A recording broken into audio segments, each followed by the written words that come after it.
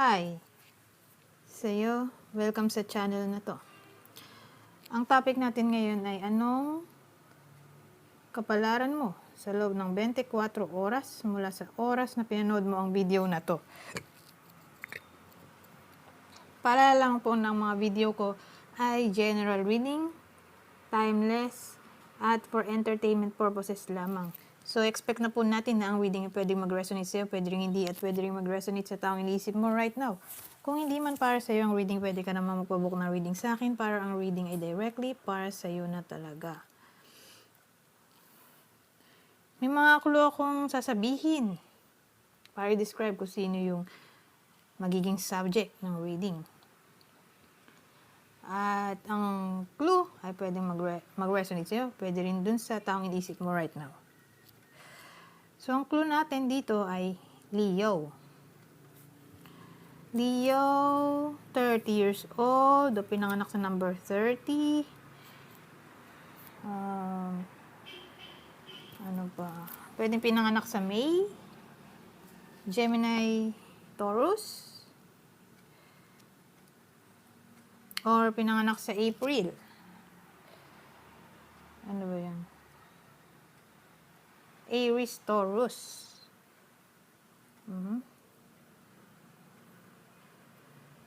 So, ano pa? Ano ba masasabi ko dito? Sa loob ng o kaya pinanganak sa number 4 or 5. Ayan. Alin dyan? So, sa loob ng 24 oras mula sa oras na pinanood mo ito. Ito pa pala, sorry. Nakalimutan ko sabihin. Na, ang reading ay pwede rin sa mga taong may edad na. Ang age ay 50 to 60 years old. So, game. Sa loob ng 24 oras, mula sa oras na pinanood mo ang video na to, may tendency na maging confident ka sa sarili mo.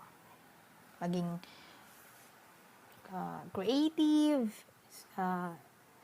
expressive ng kanyang feelings, romantic, lovable, playful, baka makahiligan mo ang arts or mga bata. Sa loob ng 24 oras mula sa oras na pinanood mo to, lalo na kung ikaw ay may edad na 50 to 60 years old, baka all of a sudden, ma-feel mo yung feeling young, youthful, masigla, ganon. So, sa loob ng 24 oras mula sa oras na pinanood mo to, may tendency na maging attractive ka sa paningin ng ibang tao. May blessing kang pwedeng matanggap. At baka makahiligan mo ang topic ng technology or product ng technology. Ano ba yung mga yon? Gadgets, internet,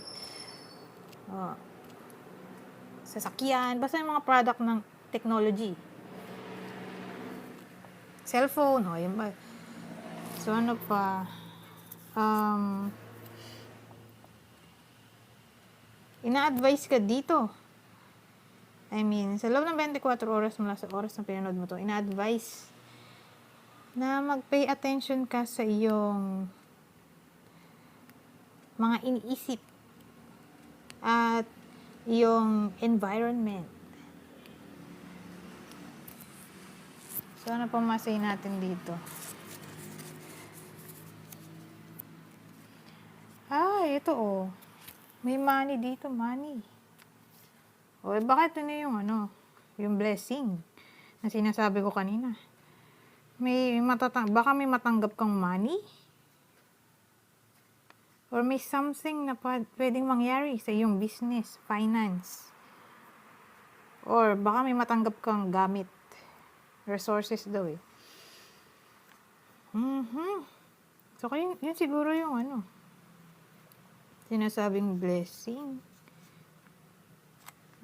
So, pay attention na lang din sa bukod dun sa thoughts, environment, ay pay attention na din sa money, business, at finances. So, I think that's it for now. Sa mga taong napadpad sa video na to, kindly like, subscribe, and share my video to help me grow my channel. Goodbye for now.